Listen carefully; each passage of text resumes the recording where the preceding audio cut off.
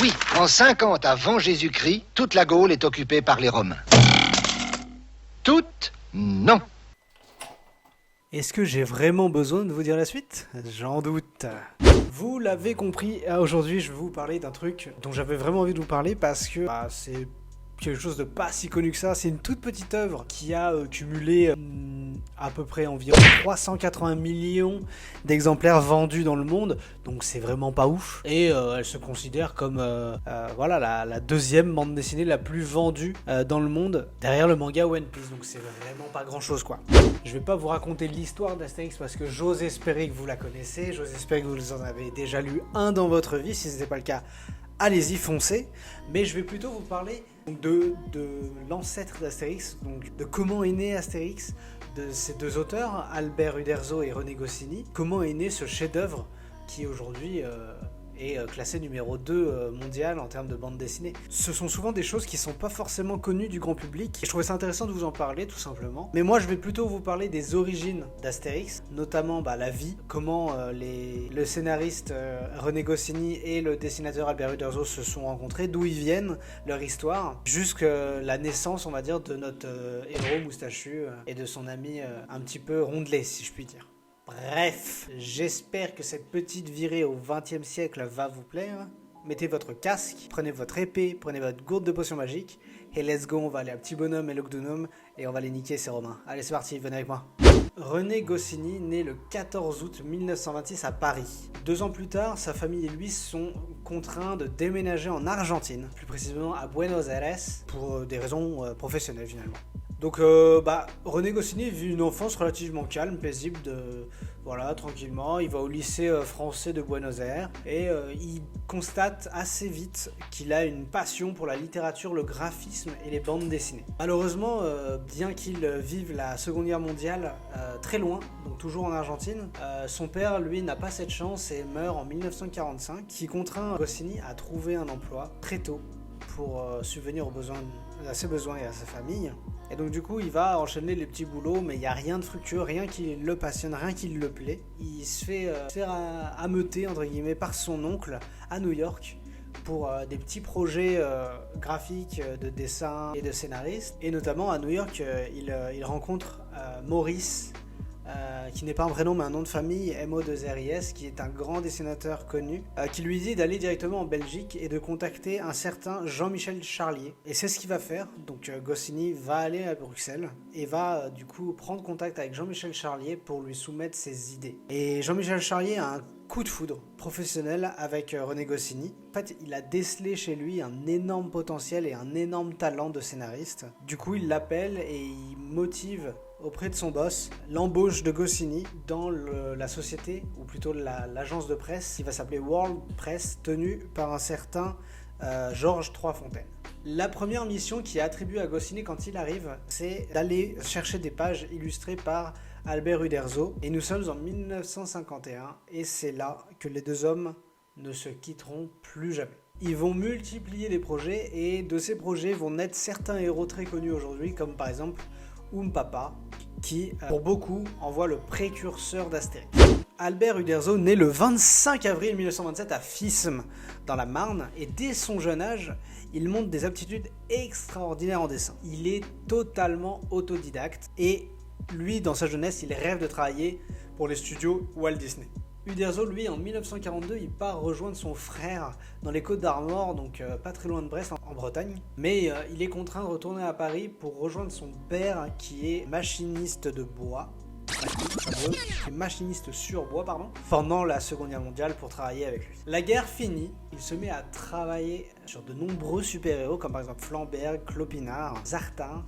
Et les points communs de tous ces héros, c'est qu'ils sont tous giga musclés, et tous très grands, tous un peu très bodybuildés. Mais en 1947, il en vient à travailler pour des agences de presse, et notamment World Press, où il rencontre Jean-Michel Charlier. Et comme vous en doutez, en ce beau matin de 1951, on annonce à Albert Uderzo qu'il y a un certain Goscinny qui va venir le voir. Alors Uderzo, lui, il entend Goscinny, il se dit « Waouh, des racines italiennes, trop bien !» Il était en ébullition, mais non, il s'agissait bien de Goscinny. Il est né en France, il est français et il arrive de New York. Et c'est là que c'est la naissance d'une amitié en tout point exceptionnelle. Le premier volume d'Astérix, le Gaulois, apparaît dans le journal Pilote en 1959 et se vend à plus de 300 000 exemplaires. Le succès est en marche. En novembre 1977, René Goscinny meurt d'une crise cardiaque alors qu'il effectuait un test d'effort dans une clinique. Et alors que tous les détracteurs d'Astérix pensaient que c'était la fin de l'aventure en fait, Albert Uderzo, lui, voulait, et veut encore d'ailleurs, faire perdurer l'œuvre. Et il a eu raison de le faire. Mais en 2011, l'état de santé physique de Uderzo ne lui permet plus de dessiner, d'écrire comme il le souhaite. Et du coup, il pense sérieusement à ce qu'Astérix s'éteigne avec lui. Mais c'est alors qu'il revient sur sa décision et désigne Jean-Yves Ferry comme le nouveau successeur scénaristique de la bande dessinée. Mais il se trouve qu'aujourd'hui, il y a 2 nouveaux auteurs, on le sait maintenant, qui ont repris la main et qui ont très bien repris la main. Je suis très heureux de savoir qu'il y a une continuité qui se fera derrière les 2 principaux auteurs. Il y a un an, en mars 2020, Albert Uderzo nous a quittés, mais a laissé une trace indélébile derrière lui, comme son compagnon René Goscinny, avec d'innombrables souvenirs et à sa clé une œuvre qui est traduite tout le temps en au moins 20 langues, qui se vend à des millions d'exemplaires. Alors, j'ai juste une chose à vous dire, un grand merci messieurs. On était à 2 mois de la sortie du journal. Et le journal devait paraître le 29 octobre, ce qu'il a fait d'ailleurs. Et vite, on s'est réunis chez moi, et puis il a commencé à me dire « Cite-moi les époques qui nous concernent, nous, dans notre histoire ». Je suis parti par les premiers hommes, et non, ça a été exploité. Les hommes préhistoriques, le paléolithique. Oui. J'ai dit les Gaulois, voilà les Gaulois, ça n'a pas été utilisé. Eh bien, quelle aventure! Quelle aventure, ça se joue sur des détails, à chaque fois ça se joue sur des détails.